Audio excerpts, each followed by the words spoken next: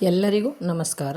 ನಾನು ಈ ವಿಡಿಯೋದಲ್ಲಿ 9ನೇ ತರಗತಿ ಪ್ರಥಮ ಭಾಷೆ ಕನ್ನಡಕ್ಕೆ ಸಂಬಂಧಪಟ್ಟ ಹಾಗೆ ಪೂರ್ವ ಪರೀಕ್ಷೆ ಮಾದರಿ ಪ್ರಶ್ನೆ ಪತ್ರಿಕೆಯನ್ನು ಅಪ್ಲೋಡ್ ಮಾಡ್ತಾ ಇದ್ದೇನೆ. ಎಲ್ಲರೂ ಇದನ್ನು ಕೇಳಿ ತಮ್ಮ ಸಲಹೆಗಳನ್ನು ನೀಡಬೇಕು ಅಂತ ಹೇಳಿ ನಾನು ಕೇಳ್ಕೊತೀನಿ. ಇಲ್ಲಿ FLN ಮತ್ತು ಅಪೇಕ್ಷಿತ ಕಲಿಕಾ ಫಲಗಳು ಇವೆ. 9 ಕಲಿಕಾ ಫಲಗಳಲ್ಲಿ 10 ಪ್ರಶ್ನೆಗಳನ್ನು ಕೊಡಬೇಕು. ಒಂದೊಂದು ಕಲಿಕಾ ಫಲಕ್ಕೆ ಒಂದೊಂದು ಪ್ರಶ್ನೆ, 9ನೇ ಕಲಿಕಾ ಫಲಕ್ಕೆ 2 ಪ್ರಶ್ನೆಗಳನ್ನು ನೀಡಬೇಕು. ಇದಕ್ಕೆ ಸಂಬಂಧಪಟ್ಟ ಹಾಗೆ ನಾನು ಪ್ರತಿಯೊಂದು ಕಲಿಕಾ ಫಲಕ್ಕೂ ಒಂದೊಂದು ಮಾದರಿ ಪ್ರಶ್ನೆಗಳನ್ನು ನೀಡಿದ್ದೀನಿ. ಕಲಿಕಾ ಫಲ 1, ವಾಕ್ಯ ಅಥವಾ ಪ್ಯಾರಾವನ್ನು ಸರಾಗವಾಗಿ ಅರ್ಥಸಹಿತ ಓದಿ ಅರ್ಥವನ್ನು ಹೇಳುವರು. ಇದರಲ್ಲಿ ಒಂದು ಪ್ರಶ್ನೆ ಹೀಗಿದೆ: ಕೈ ಕೆಸರಾದರೆ ಬಾಯಿ ಮೊಸರು, ಈ ಗಾದೆ ಮಾತಿನ ಸೂಕ್ತವಾದ ಅರ್ಥವನ್ನು ಆರಿಸಿ ಬರೆಯಿರಿ. ಆಯ್ಕೆಗಳನ್ನು ಗಮನಿಸ್ಕೊಳ್ಳಿ. ಆ, ದುಡಿಮೆಯ ಮಹತ್ವವನ್ನು ತಿಳಿಸುತ್ತದೆ. ಆ, ಇದು ಮೊಸರಿನ ಮಹತ್ವವನ್ನು ತಿಳಿಸುತ್ತದೆ. ಈ, ಇದು ಕೆಸರಿನ ಮಹತ್ವವನ್ನು ತಿಳಿಸುತ್ತದೆ. ಈ, ಇದು ಬಾಯಿಯ ಮಹತ್ವವನ್ನು ತಿಳಿಸುತ್ತದೆ. ಕಲಿಕಾ ಫಲ 2, ಓದಿದ ವಿಷಯವನ್ನು ಅರ್ಥೈಸಿಕೊಂಡು ಪ್ರಶ್ನೆಗಳಿಗೆ ಉತ್ತರಿಸುವರು. ಆ ಪ್ರಶ್ನೆ ಹೇಗಿರಬೇಕು? ಯಾರು, ಏನು, ಎಲ್ಲಿಗೆ, ಏಕೆ. ಇಲ್ಲಿ ಒಂದು ಪ್ಯಾರವನ್ನು ಕೊಟ್ಟಿದೆ. ರವಿ ಪ್ರತಿದಿನ ಶಾಲೆಗೆ ಸಮಯಕ್ಕೆ ಸರಿಯಾಗಿ ಬರುತ್ತಾನೆ. ಅವನು ಶಿಕ್ಷಕರು ಹೇಳುವ ಪಾಠವನ್ನು ಗಮನವಿಟ್ಟು ಕೇಳುತ್ತಾನೆ. ಶಾಲೆಯ ನಂತರ ಮನೆಗೆ ಹೋಗಿ ಗೃಹಪಾಠವನ್ನು ಪೂರ್ಣಗೊಳಿಸುತ್ತಾನೆ. ಒಂದು ದಿನ ಅವನು ತನ್ನ ಸ್ನೇಹಿತನಿಗೆ ಪಾಠವನ್ನು ಅರ್ಥ ಮಾಡಿಸಿದನು. ಶಿಕ್ಷಕರು ರವಿಯ ಪರಿಶ್ರಮವನ್ನು ಮೆಚ್ಚಿದರು. ಇಲ್ಲಿರುವಂತಹ ಪ್ರಶ್ನೆಯನ್ನು ಗಮನಿಸ್ಕೊಳ್ಳಿ. ಶಿಕ್ಷಕರು ರವಿಯ ಪರಿಶ್ರಮವನ್ನು ಏಕೆ ಮೆಚ್ಚಿದರು? ಕಲಿಕಾ ಫಲ 3, ಸರಳ ವಾಕ್ಯಗಳನ್ನು ಸ್ವತಃ ಬರೆಯುವರು. 3ರಿಂದ 5 ವಾಕ್ಯಗಳು. ಪ್ರಶ್ನೆಯನ್ನು ಗಮನಿಸ್ಕೊಳ್ಳಿ. ಕೊಟ್ಟಿರುವ ಚಿತ್ರವನ್ನು ಕುರಿತು 3ರಿಂದ 5 ವಾಕ್ಯಗಳನ್ನು ಬರೆಯಿರಿ. ಮಕ್ಕಳು ಈ ಚಿತ್ರವನ್ನು ನೋಡಿ ವಾಕ್ಯಗಳನ್ನು ರಚನೆ ಮಾಡ್ತಾರೆ. ಕಲಿಕಾ ಫಲ 4, ದಿನನಿತ್ಯ ಜೀವನದಲ್ಲಿ ಕನ್ನಡ ಭಾಷೆಯನ್ನು ಮಾತನಾಡುವರು ಹಾಗೂ ಬಳಸುವರು. ಪ್ರಶ್ನೆ ಸಂಖ್ಯೆ 4, ನಿಮಗೆ ಇಷ್ಟವಾದ ಆಟ ಯಾವುದು? ಆ ಆಟವನ್ನು ಕುರಿತು 5 ಅಥವಾ 6 ವಾಕ್ಯಗಳಲ್ಲಿ ಬರೆಯಿರಿ.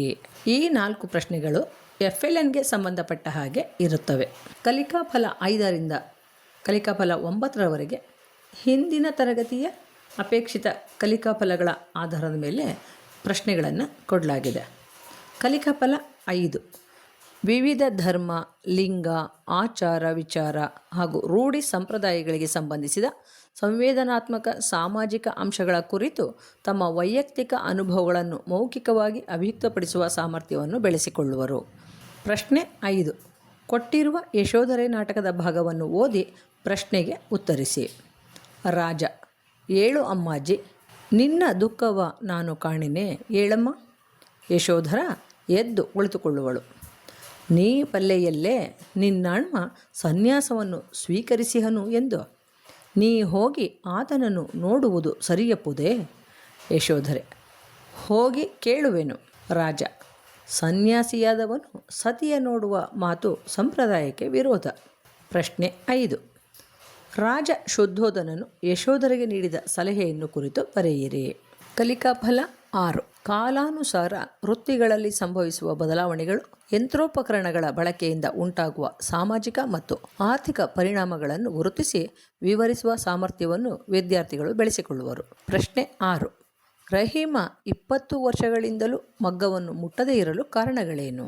ಕಲಿಕಾ ಫಲ 7, ಸೋಲು ಗೆಲುವುಗಳನ್ನು ಸಮಾನವಾಗಿ ಸ್ವೀಕರಿಸಿ ಒತ್ತಡದ ಸಂದರ್ಭಗಳಲ್ಲಿ ತಾಳ್ಮೆಯಿಂದ ನಿರ್ಧಾರ ಕೈಗೊಳ್ಳುವ ಮತ್ತು ಸಂಬಂಧಗಳನ್ನು ಗೌರವಿಸುವ ಭಾವನಾತ್ಮಕ ಸಮತೋಲನವನ್ನು ಬೆಳೆಸಿಕೊಳ್ಳುವರು.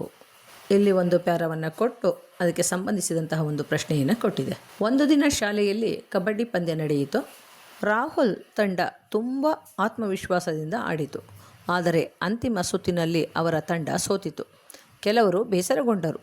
ಆದರೆ ರಾಹುಲ್ ಎಲ್ಲರನ್ನೂ ಸಮಾಧಾನಪಡಿಸಿ, ಸೋಲು ಮತ್ತು ಗೆಲುವು ಜೀವನದ ಭಾಗ.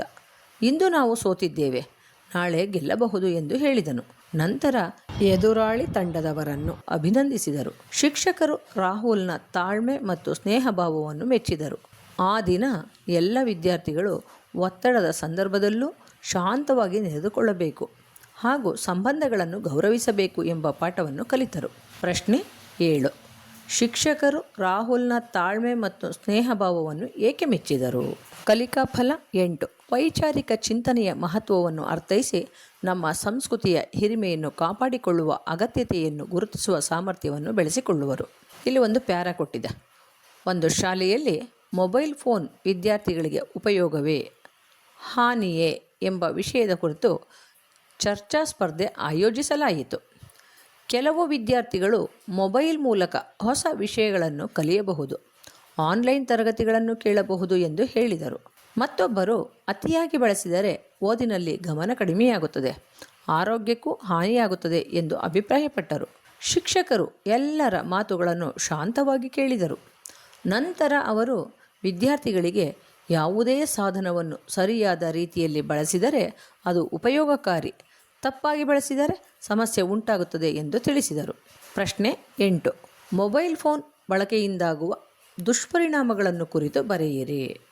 ಕಲಿಕಾ ಫಲ 9.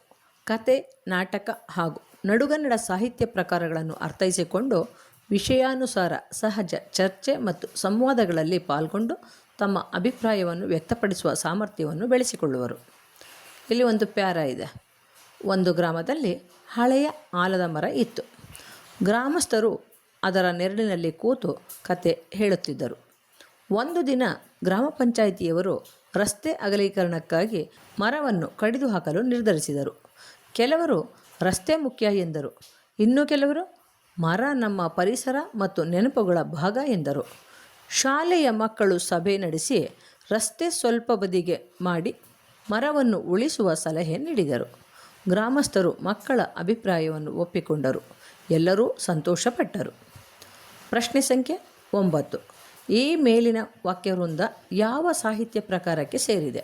ಪ್ರಶ್ನೆ ಸಂಖ್ಯೆ 10. ಅಭಿವೃದ್ಧಿ ಮತ್ತು ಪರಿಸರದ ನಡುವೆ ಸಮತೋಲನ ಹೇಗೆ ಇರಬೇಕು ಎಂಬುದರ ಕುರಿತು 3 ಅಥವಾ 4 ವಾಕ್ಯಗಳಲ್ಲಿ ಬರೆಯಿರಿ.